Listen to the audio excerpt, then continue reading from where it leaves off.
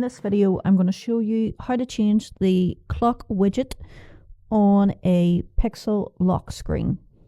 So if you're using a Google Pixel, you want to change the clock on the lock screen, go to your settings and then go to wallpaper and style. In here you can see at the very top I'm on the lock screen.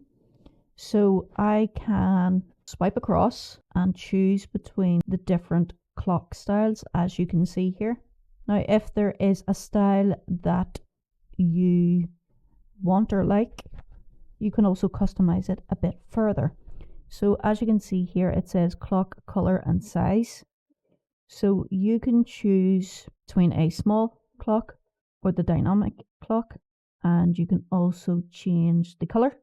So say for example I wanted this orange, but we can also change the hue on it so that it goes brighter or darker depending on, I guess, your wallpaper or your preference. When you've picked a color and size that you like, hit the back button and that will basically set and change your clock style in a Google Pixel.